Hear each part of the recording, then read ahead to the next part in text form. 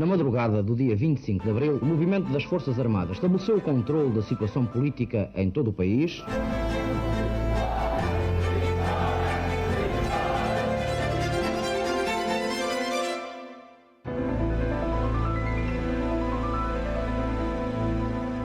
Olá, bem-vindos a mais um episódio de A História Repete-se, com Henrique Monteiro. Olá, Henrique. Olá, Lourenço. O Henrique hoje à distância, provavelmente em algum programa de carnaval, e comigo, Lourenço Pereira Coutinho. Hoje vamos falar sobre um dos ex-libris do romantismo oitocentista, o rei Luís II da Baviera, construtor de castelos que depois inspiraram Walt Disney, amante das artes e protetor de Richard Wagner, chamado pejorativamente de Rei Louco, ou, mais benignamente, de Rei Cisne ou Rei Lua, isto por contraste melancólico com o Rei Sol Luís XIV, que tanto admirava. Fui deputado da oposição, fui jornalista e primeiro-ministro. Fundei um jornal e a primeira televisão privada em Portugal. E para contar as minhas memórias, voltei a inovar. Memórias de Francisco Pinto Balsemão, um podcast inovador baseado no livro homónimo, narrado por voz em inteligência artificial. Disponível em expresso.pt e nas plataformas de podcast. Expresso. Liberdade para pensar. A morte misteriosa de Luís II também contribuiu para a construção da sua lenda e para inspirar obras sobre a sua vida, tal como o filme Ludwig, realizado por Luchino Visconti em 1973. Para já, e antes de focar este introito em Luís II, espaço para um enquadramento sucinto do que foi o Estado da Baviera. O Ducado da Baviera, um dos feudos fundadores do Sacro Império Romano-Germânico, foi governado pela dinastia dos Wittelsbach desde finais do século XII. No tempo da Reforma Protestante, o território manteve-se católico, muito graças à ação dos jesuítas. Este motivo, ser um Estado católico, foi essencial para que, no princípio da Guerra dos 30 Anos, o duque bávaro Maximiliano I fosse elevado a grande eleitor, passando a pertencer ao restrito grupo de 7 príncipes que elegia o imperador do Sacro Império.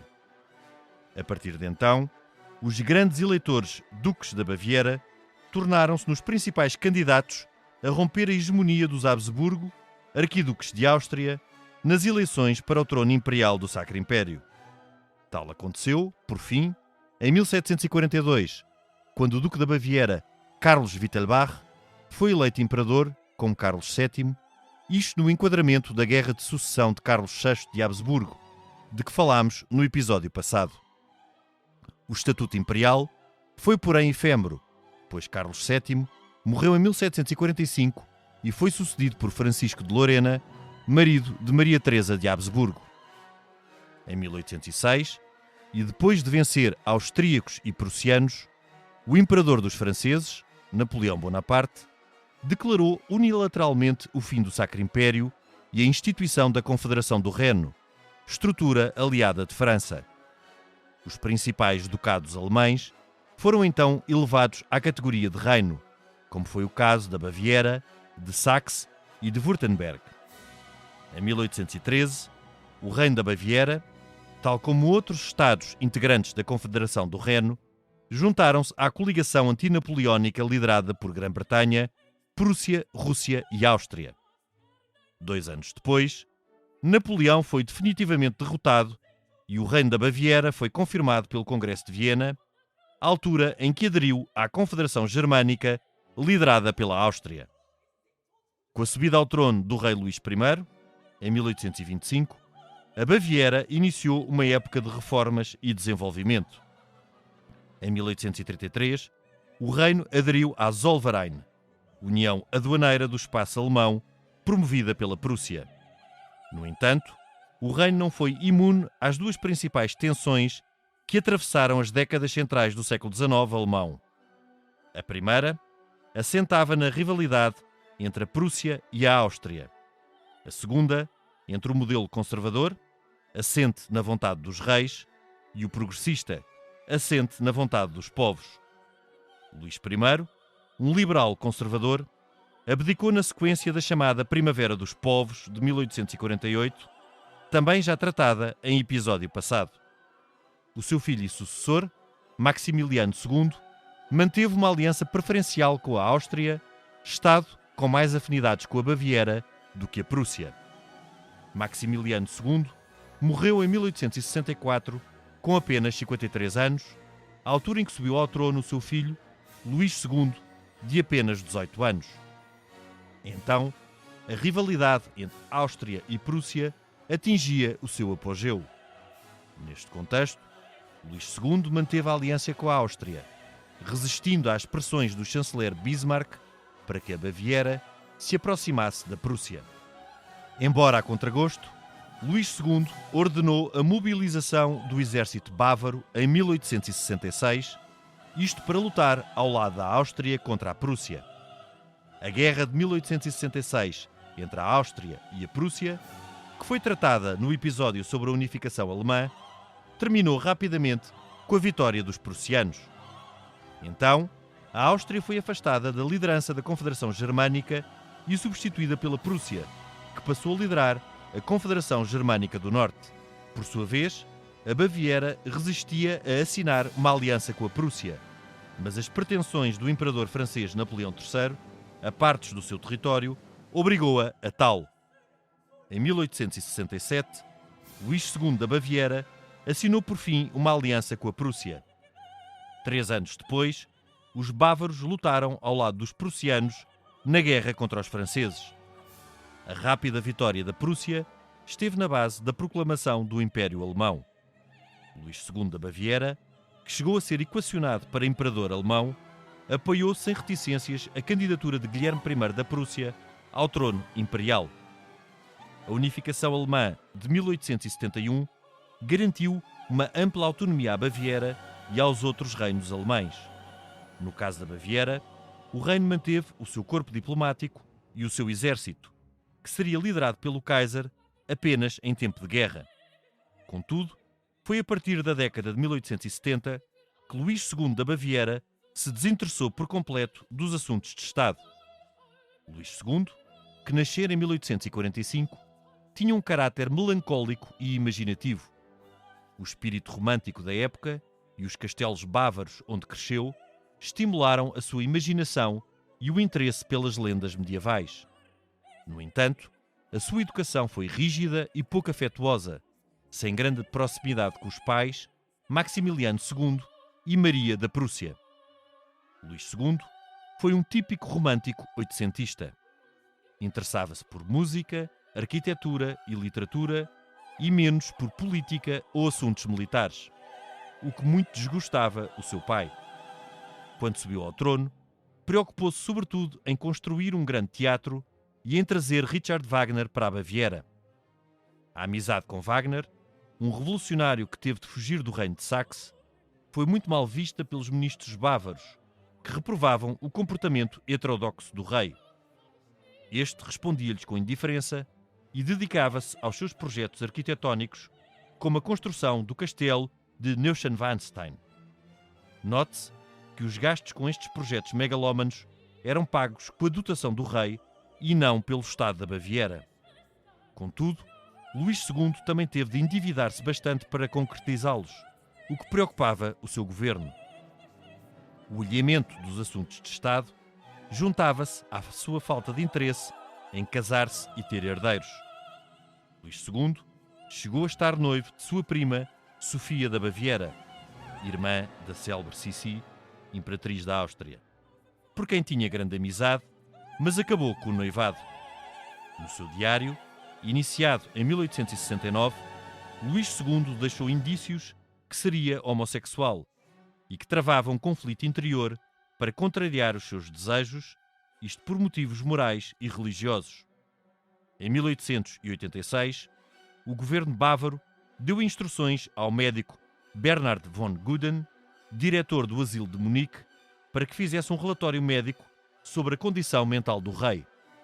O relatório, condicionado à partida pela conclusão que o governo esperava, ficou pronto em março e concluiu que o rei sofria de paranoia e estava incapaz de exercer as suas funções. Luís II Foi deposto a 10 de junho de 1886 pelo governo bávaro. Como não tinha filhos, o trono passou para seu irmão, Otão I. Fatalmente, o irmão mais novo de Luís II sofria de esquizofrenia e estava há muito declarado como incapaz. A regência foi então assegurada por seu tio Leopoldo, um príncipe ilustrado e capaz que governou a Baviera até à sua morte, em 1912. Contudo, Leopoldo não se livrou dos rumores de ter sido responsável pela misteriosa morte do seu sobrinho Luís II. 3 dias depois de ter sido deposto, este saiu durante a tarde para uma caminhada com Bernhard von Guden, o médico psiquiatra que tinha assinado o relatório que declarou o rei incapaz. Já de noite, os corpos de ambos foram encontrados inanimados a boiar no lago de Starnberg. Segundo os relatórios oficiais, as mortes terão sido por suicídio ou então acidentais, mas a suspeita de assassinato espalhou-se e nunca se dissipou dos céus da Baviera.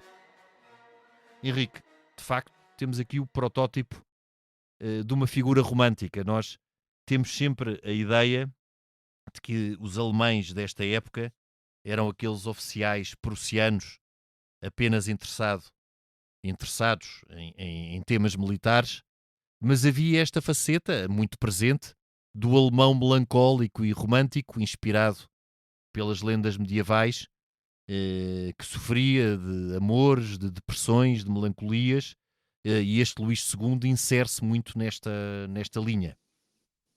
Bem, o Luís II e os bávaros, no geral, não é? São muito diferentes culturalmente dos alemães do norte. Sim. E são mais próximos até dos austríacos, Muito desde mais. logo pelo catolicismo, que são católicos e não são protestantes, como praticamente o resto de toda a Alemanha.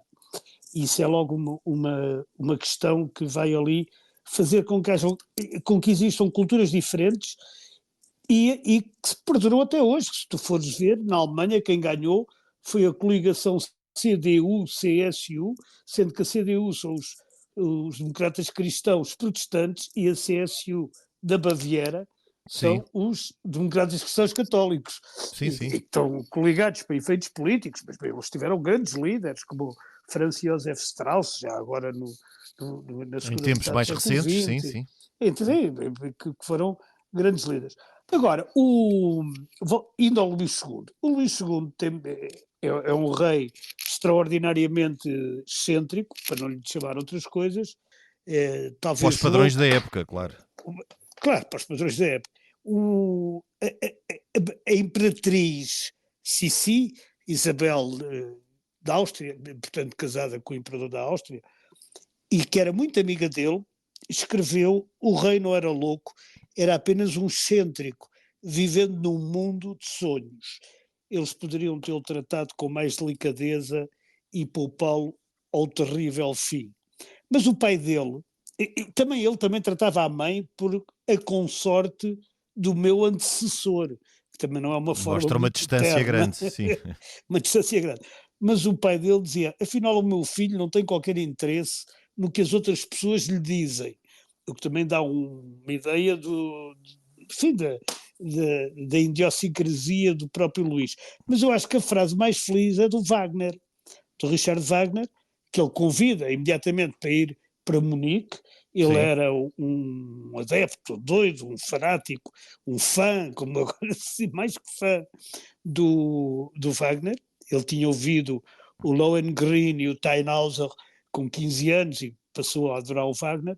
E o Wagner disse: ele é tão elegante e inteligente, emotivo e encantador, que temo que a sua vida derreta neste mundo vulgar como um sonho fugaz dos deuses. E aqui parece Wagner parece que adivinhava. É poético. É poético e premonitório, sim. E premonitório, não é? Porque, na verdade, o Luís da Baviera, ou Ludwig, não é? Como ficou depois conhecido, até pelo filme que já citaste, o Visconti, o Luís da Baviera tinha muito pouco interesse na política, de facto, e nas questões de Estado. Era uma pessoa afastada Mas ao mesmo tempo era um bocado ciente dos seus poderes. Ele tratava mal os empregados, por exemplo, isso sabe-se. Ele não gostou nada, apesar dele, através de pressões sofridas por Bismarck, ter assinado o Tratado da Unificação Alemã, não é? Porque não tinha já outra hipótese, que ele devia dinheiro que nunca mais acabava e, portanto, aquilo era... Sim, era a forma de garantir a sua continuidade. Exatamente. Ele, apesar de ter assinado isso, ele depois mostrou-se muito surpreendido por já não ter o poder não ser dele. E apesar dos ministros do governo da Baviera terem assegurado, como tu referiste também, uma série de exceções. Sim, uma ampla autonomia. Sim. Uma autonomia era no fundo, o Império era uma confederação, não é? Uma confederação onde não se podia sair, mas havia nos assuntos internos uma autonomia muito ampla. Era uma coisa desse estilo, mas é estranho porque ele não gostou disso e foi a partir daí que ele abandonou completamente os assuntos de Estado. Ele dedicou-se então aos castelos, a fazer castelos e a fazer teatros. Ele fez imensos teatros, não é? Foi ele que fez, porque a corte opôs-se que ele metesse, também porque o Wagner era um homem revolucionário e também era um excêntrico, o Wagner, não é? Sim. O Wagner, aliás, se me permites aqui duas notas musicais, o Wagner é um compositor que não é fácil, mas é um orquestrador absolutamente genial. As orquestrações de Wagner, a forma como ele põe a orquestra a tocar em conjunto, no fundo é isso que quer dizer, é absolutamente genial e quase inigualável, não é? Sim. Depois dele, só Mahler é que se aproxima. E ele também tem, mesmo assim, músicas que se tornaram do repertório popular, como a Cavalgada das Valquírias, que faz parte de uma das óperas do Anel dos Nibelungos, a Valquíria. A Valquíria, aliás, que foi estreada no Teatro Real de Munique, sob a proteção de Luís II, porque exatamente, proteção que ia quase Valquíria... custando ao rei o trono, porque... Mas a Valquíria é uma de 4 óperas do Anel dos Nibelungos, não é? Portanto, aquilo foi tudo estreado lá, que é o Ouro do Reno, a Valquíria, o Siegfried... Sim. E o Crepúsculo dos Deuses. Henrique, Isso nunca mais acaba. O grande problema de Luís II, para já, é o problema da pessoa ter que assumir uma função para a qual não está talhada, não é? Que é algo que sucede muitas vezes quando nós recebemos uma função hereditária. Nós, quer dizer, neste caso os reis, nós não. Estava a falar aqui no plural estático, eu não recebi nenhuma função hereditária e penso que tu também não. Também não. Mas nesta altura é uma altura muito complexa dentro do universo alemão. Como eu falei aqui na introdução, desde o fim das guerras napoleónicas, desde 1815, que há 2 tensões fundamentais dentro do espaço alemão. Uma entre a Áustria e a Prússia, e é verdade que a Baviera tem muito mais afinidades com a Áustria, até pelo facto de ser católico, mas não só, até por proximidade geográfica, por personalidade, por paisagem, por costumes, por cultura. Os bávaros estão muito mais perto dos austríacos, portanto, por natureza, a aliança seria entre bávaros e austríacos, se bem que durante muito tempo os bávaros, exatamente por serem um Estado católico, eram, no fundo, os grandes desafiadores dos Habsburgo, enquanto existiu o Sacro Império, não é? Porque enquanto existia o Sacro Império, o que é que no fundo permitiu a ascensão do Duque da Baviera no princípio da Guerra dos 30 Anos e o facto de se ter tornado eleitor? É que os outros eleitores, como por exemplo o Conde Palatino do Reno, tornaram-se protestantes, portanto era preciso preencher com príncipes católicos as vagas para a eleição imperial e não deixar que um protestante, como o Conde Palatino do Reno, na altura era Frederico V, se a memória não me falha, na década de 1620, se pudesse manter como eleitor. Portanto, isso beneficiou bastante a Baviera. E a Baviera também mantém o seu estatuto dentro do Sacro Império por ter sido um dos Estados que se manteve católico. Depois, nesta altura, entre 1815 e a unificação alemã, a Baviera está preferencialmente ao lado da Áustria. Portanto, já não há uma competição não há uma competição pelo Sacro Império, que já tinha acabado, e a estrutura política que se forma Depois do fim do Sacro Império, Napoleão ainda cria uma efêmera Confederação do Reno, de Estados aliados de França, mas depois o que surge a partir de 1815, com a Paz de Viena, é uma confederação germânica liderada pela Áustria. E a grande tensão é da Prússia, que procura afastar a Áustria. Nós também já falámos aqui, quando a unificação alemã, deste espaço, e toma a iniciativa de criar os Zollverein, numa união aduaneira, a que a Baviera também adere, sob liderança da Prússia. Depois, quando Luís II sobe ao trono, é óbvio que em 1864 era preciso um rei, por mais que não se interessasse por assuntos militares, que lhes prestasse atenção, porque 2 anos depois houve uma guerra entre a Áustria e a Prússia, onde todos os Estados alemães se viram envolvidos. E de tal forma que aqui a Baviera também tem sorte, que, por exemplo, outro dos reinos do espaço alemão, da Confederação Germânica, o reino de Hannover, acaba em 1866. É extinto pela Prússia, porque parte de Hannover é anexado pela Prússia. E este rei de Hannover, como sabes, era tio e era parente próximo da Rainha Vitória. Portanto, a Rainha Vitória de Inglaterra, do Reino Unido, não sucede em Hannover, sucede só no Reino Unido. Passa o resto da vida dele a reclamar e a pedir apoio às potências para o ajudarem a recuperar o reino de Hannover, e tal nunca é conseguido, porque por simplesmente a Prússia anexou Hannover e acabou com Hannover. A Baviera teve mais sorte, mas foi forçada também a uma aliança com a Prússia. Mas a Baviera também é um dos maiores, é o maior É o Estado maior. alemão mesmo. É o maior, daí É o maior ter Estado alemão conseguido. Exato. Tirando Hannover, que depois foi extinto, é engraçado, e por outro lado é estranho nós hoje em dia pensarmos neste espaço alemão, e quando pensamos no imperador alemão, creio eu, a maioria dos nossos ouvintes está a pensar que os reinos teriam acabado, mas não, continuaram a existir reis. Ou seja, existia, como no costume medieval, um imperador que estava acima dos reis, mas existiam reis, sendo que o reino da Baviera era o maior. E depois também existia o reino de Saxe, cujo rei era primo direito do nosso rei Dom Carlos I, porque era filho de uma infanta portuguesa, irmã de Dom Pedro V e de Dom Luís, e o reino de Württemberg, que era mais pequeno, e portanto daí o da Baviera ter recebido grandes privilégios, como manter um corpo diplomático, portanto mostra que manteve uma estrutura praticamente soberana, e também um exército. Até os uniformes bávaros continuaram os mesmos. O azul bávaro continuou a existir nos uniformes até muito tarde, até, penso eu, à década de 1880. Sim, e quer dizer, e na verdade a Alemanha, já depois de unificada, tinha os bávaros e os prussianos, basicamente. O resto, como Hannover, que era praticamente uma cidade-estado, e outros territórios da Alemanha, que eram um pouco mais, Dresden, por exemplo, eram um pouco mais que cidades-estados, eram territórios muito, muito pequenos, não é? Apesar de terem os seus príncipes, uns deles eram eleitores, os outros não eram.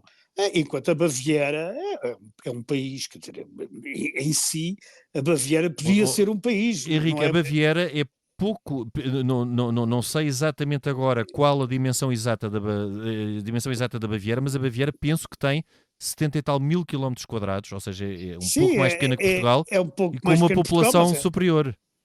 E é maior que a República Checa, por exemplo, é maior que a Eslovénia. Quer dizer, há imensos países na Europa mais pequenos que a Baviera. Deve ser maior que a Áustria, portanto, ou é do mesmo tamanho, não sei agora ao certo, mas andará por ali, portanto, poderia perfeitamente ser um país independente.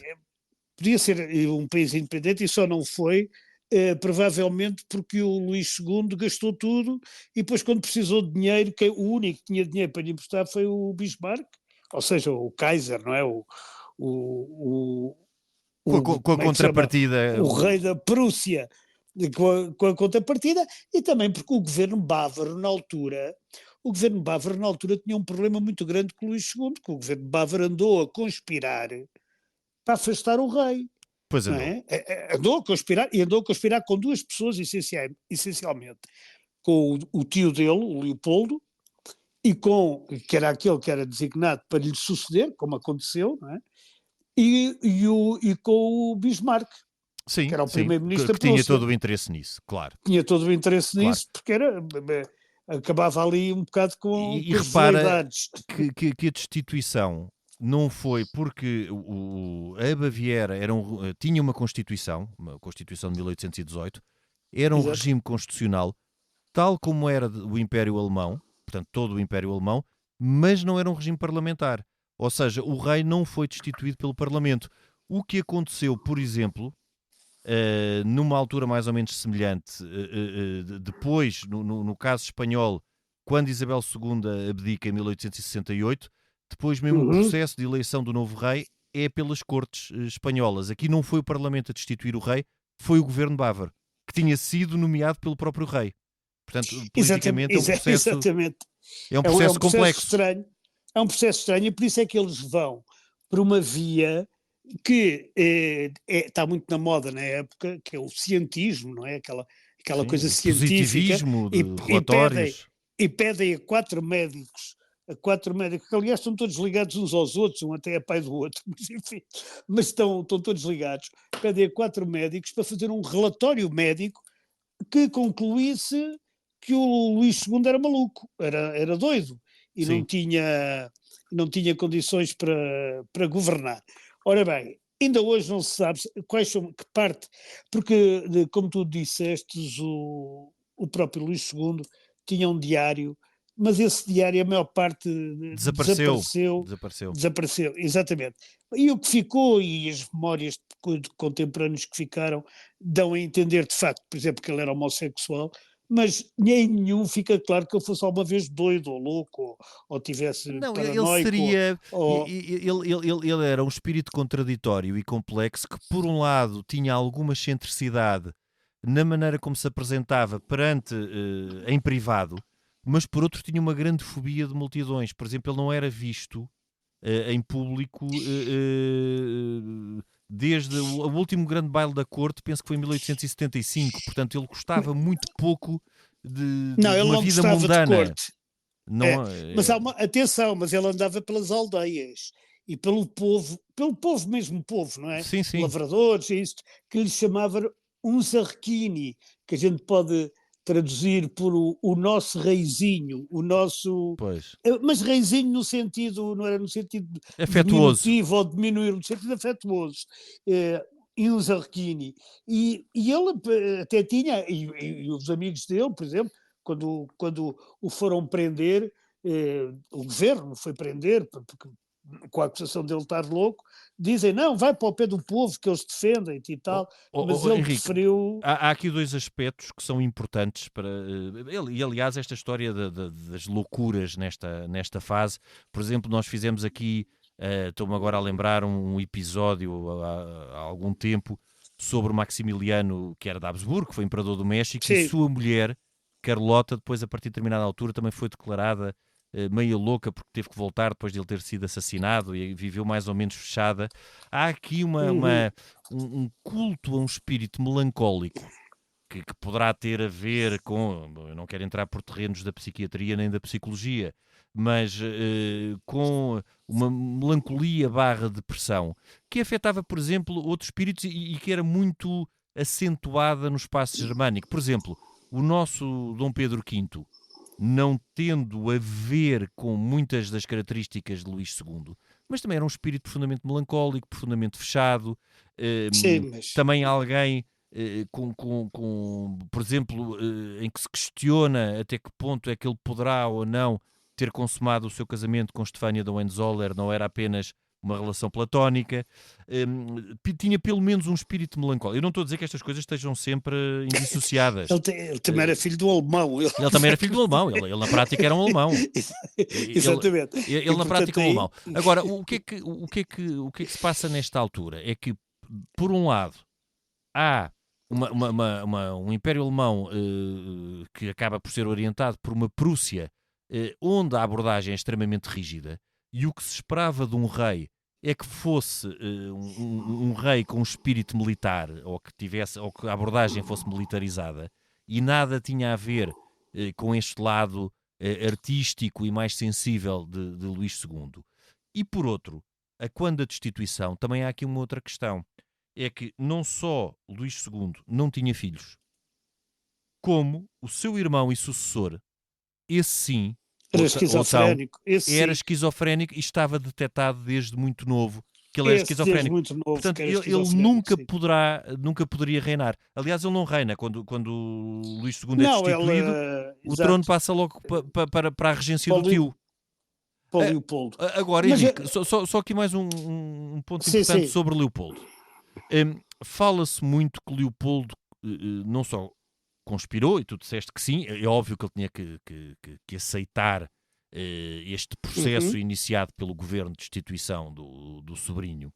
E, mais uma vez, tentando-nos pôr dentro da mentalidade da época, ou seja, nós não estamos a julgar com os olhos de hoje, mas à época, a excentricidade e as características de Luís II poderiam levar um velho tio a achar, bom, sim senhor, ele tem que ser afastado e eu tenho que assumir o poder. Pois. O que é dentro do que era o espírito da época, naquele enquadramento, entende-se e não se entende como alguém maldoso a tentar fazê-lo com a intenção de prejudicar. Porque depois Leopoldo não só governa sempre como regente, ele nunca procura assumir-se verdadeiramente como rei, e ele governa durante muitos e muitos anos. Ele governa durante 30 anos como regente e nunca tem a tentação. Mas também há quem lhe corte qualquer tentação, que são os prussianos. Porque, no caso do Bismarck, sabe-se que o Bismarck duvidou das informações que lhe davam os médicos bávaros sobre a loucura do Luís II. Mas, quer dizer, ele duvidou, mas disse, está bem, vou para a frente. Mas depois da morte de Luís II, Otão I, portanto o seu irmão, que era um pouco mais novo, era claramente esquizofrénico. Aliás, ele viveu encerrado num castelo. Desde 1875, ele é deposto depois em 1913, mas desde 1875, portanto ele durante 40 anos vive completamente, era rei, foi rei de facto, era o rei da Baviera, havia um regente, mas havia um rei, e é um rei que não é visto em público durante 40 anos. Que não fez nada. Sim, não chegou a reinar efetivamente. E Otão I não reinou nada. É de facto esquizofrénico, e mesmo assim, é algo que é indesmentível, e mesmo Bismarck não o poderia desmentir, e mesmo assim Leopoldo nunca assume o trono. O Otão I é depois deposto em 1913, portanto já em tempos prévios à Primeira Guerra, mas sim, depois da morte do seu tio Leopoldo, ou seja, é o herdeiro de Leopoldo, o seu primo direito Luís, que vai ser o último rei da Baviera, Luís III. Luís III, certo. Que depois há uma modificação na Constituição que se diz que um rei que não preencha determinadas características ou não tenha condições mentais não pode manter-se no trono. E portanto ele assim, por uma imposição legal, é então afastado, mas só ao fim de 40 anos de reinado. Mas voltando atrás, é curioso, os médicos, há bocado disse uma coisa que estava errada, que era que um era filho do outro, não, era genro do outro. Os médicos, que era o tal Bernard von Guden, que era o diretor do asilo, enfim, psiquiátrico de Munique, o genro de Guden, que é um homem chamado Hubert von Graschny, e mais dois colegas, que eram um Hagen e um Überich, e eles declararam todos que o rei sofria de paranoia, que era paranoico. Agora, há uma coisa que é curiosa, é que nenhum falou com ele. Pois. Ou seja, tu tens... Foi por testemunhos recolhidos por terceiros, pois. É por intrigas do palácio, eles vão falar com os empregados, com os criados, com as camareiras, com os não sei quê, com o cocheiro, e com este e com aquele, e daí retiram que ele é paranoico, mas nunca falaram com ele, quer dizer, nunca ouviram sequer a versão que ele tinha. E o Luís II, que talvez fosse menos paranoico do que o dizia lá o diagnóstico, ele... Quando vê que o governo proclama publicamente o Leopoldo como príncipe regente, não é? Ele tem uns amigos que dizem para ele fugir e para ele reconquistar o apoio do povo, porque ele lá está, ele era bem visto no povo, mas ele o que faz é emite uma declaração em que diz: o príncipe Leopoldo pretende, contra a minha vontade, ascender à regência da minha terra e o meu ministério de outrora, por meio de falsas alegações sobre o meu estado de saúde, enganou o meu povo amado e está a preparar-se para cometer atos de alta traição. Apela a todos os fiéis da Baviera que se reúnem em torno dos meus fiéis partidários para impedir a traição planeada. Portanto, o Luís, não só não é, isto não é próprio de um paranoico, porque isto tinha acontecido. Ele não estava a ver coisas, não estava a imaginar atentados contra ele. Tinham acontecido. E depois a forma como ele morre 3 dias depois. Sim, isso sim é absolutamente misterioso. É muito misteriosa. Intrigante, 3 dias intrigante. depois, às 6 da tarde, o que se sabe é que ou o Luís pediu ao Gooden, ao Dr. Gooden, portanto ao um dos que o declarou paranoico, para dar um passeio com ele, ou ao contrário, o Gooden pediu ao Luís, não se sabe exatamente, e vão os dois sozinhos. Sabe-se por testemunhos que o Gooden diz a alguns circunstantes que ali estão que eles querem ir sozinhos e que não vale a pena virem com eles. E depois são, passados umas horas, encontrados mortos num lago. Mas estão mortos. A primeira tese é que se afogaram, mas depois aquilo viu-se, a água onde eles estavam, não é? Dava-lhes pela cintura, não era um sítio onde eles se pudessem afogar. Propriamente se pudessem afogar, sim. Depois disseram que foi uma coisa de hipotermia, porque a água estava muito fria, mas depois também se veio a saber que a água estava a 12 graus. Não sendo quente, também não é uma coisa para matar um homem. Não congela imediatamente, sim, sobretudo na Baviera. Não mata um homem. Depois, e há um serviçal, que é um pescador no sentido do chefe dos pescadores lá do Luís, que diz que diz, eu jurei ao Estado nunca dizer o que se passou, que é um senhor chamado Jacob Lidl como o supermercado, sim, que acabou por morrer em 1933 e que diz que foi obrigado a fazer um juramento que nunca iria dizer certas coisas, nem à minha esposa, nem ao meu leito de morte, nem a qualquer sacerdote. O Estado comprometeu-se a cuidar da minha família e se alguma coisa acontecer comigo, em qualquer tempo, de paz ou de guerra. E ele manteve esse juramento até ao fim, nunca disse a ninguém o que é que se passou com a morte do Ludwig, do Luís, mas ele deixou umas notas em que se diz qualquer coisa, que ele diz o seguinte, que estava nos arbustos, escondido, e que tinha um barco preparado para o rei fugir, e que assim que o rei pôs o pé no barco, o Luís, não é? Ouviu-se um tiro da margem que o matou instantaneamente e o rei caiu sob a proa do barco e depois para o lago. Ora, mas o relatório da autópsia diz que não há cicatrizes nem ferimentos visíveis no corpo do rei. Sim, isso é um relatório oficial. É, exatamente. Agora, anos mais tarde, uma condessa que era amiga do Luís, que é a condessa Josephine, eu não consigo dizer isto, Verba Kaunitz, acho que está próximo. Deve ser isso. Deu um chá lá em casa, não é? Naqueles salões, e mostrou aos convidados uma capa de chuva cinzenta que era do rei e que tinha 2 buracos de bala. E ela disse, isto era o que ele estava a usar na hora da morte. Portanto, esta história é intrigante. É intrigante. E depois há teorias que ele morreu de causa natural, como um ataque cardíaco, ou um AVC, há várias... Bom, na altura, a cocaína era usada como antidepressivo. Portanto, sim, a possibilidade de ataque cardíaco era real. Era. Agora, é óbvio que na altura, mesmo este relatório ter sido forjado, não é muito difícil. Qualquer coisa era tida, sobretudo para um rei, como sendo fora de um comportamento adequado ou normal. Portanto, era muito fácil declará-lo como insano. Sobretudo porque o irmão também era e aquilo podia ser visto como hereditário. Sim.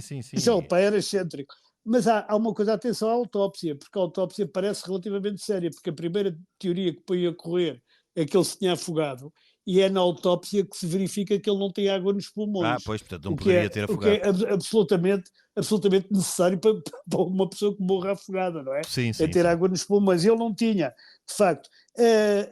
Portanto, mas as teses sobre Esta história é muito engraçada, porque este teste sobre a morte dele depois desenvolve-se, e há um mistério. No sítio onde ele foi encontrado há hoje uma cruz, que tem sempre flores. Há uma festa, que eu penso que é no dia 13 de junho, uma festa não, uma romagem, no dia 13 de junho, em que as pessoas vão ao sítio onde morreu o Luís II, e o Luís II, que acabou por cair, ou por entrar um bocado em desgraça junto dos ministros, por gastar demais naqueles castelos fantásticos que inspiraram o Walt Disney, e que ainda lá estão para se ver, ele gastou o dinheiro todo nisso, pois esses castelos e as romagens ao Luís são hoje boas fontes de rendimento. São hoje uma das principais fontes de rendimento da Baviera. Tirando a BMW. Mas, claro, também. Eu estou a dizer, não a parte turística da Baviera. E criou ali, de facto, um mistério de ser alguém, ser um rei completamente diferente daquilo que se esperava do estereotipo de um rei oitocentista, do uniforme, e sobretudo no espaço germânico. Ainda por cima alemão, pois. Ainda por cima alemão. Exatamente. E criou e deixou-nos também este mistério que ficará para sempre, como eu disse, que não saiu, não se dissipou este ar de mistério dos céus da Baviera. Henrique, e depois deste percurso pela Baviera oitocentista, por aquilo que foi o espaço alemão, onde existiam reinos dentro de um império, e também por esta figura completamente fora da caixa, que foi Luís II, que nos deixou um legado, alguém muito, muito próximo das artes e um grande protetor de Richard Wagner, e um homem bastante fora da caixa e que hoje continua a preencher muito do imaginário bávaro. Ficamos por aqui. Nós até para a semana. Até para a semana, e eu acho que as pessoas devem ver os castelos que o Luís II fez. É uma boa sugestão, um passeio até à Baviera, à Baviera e à Áustria também, toda essa até ao Liechtenstein. O Liechtenstein, que se atravessa em cerca de 15 minutos, 10, 15 minutos. Eu fui uma vez com cerca de 16 anos. Fui ao Liechtenstein. Eu tive mais recentemente, a última vez, foi para aí há 7 anos que eu estive no Liechtenstein. E continua a ter o mesmo tamanho, não há? Não aumentou. não há diferença. Esse também é um sítio, é um castelo de fantasia, não é? Porque um castelo todo... Sim, é a coisa mais parecida que a gente tem com aqueles castelos, que aliás já no Rego é a Pena. Existiam, é o Palácio da Pena, claro. É o Palácio da Pena, claro, que construído é de um alemão, por um Saxe-Coburgo, por Fernando II. Não, isso é mandado construir, mas mesmo o arquiteto era alemão. Pois. Isso. Bom, a gravação e sonoplastia esteve a cargo de Gustavo Carvalho e Tomás Delfim. Nós voltamos na próxima semana, noutro tempo e noutro espaço.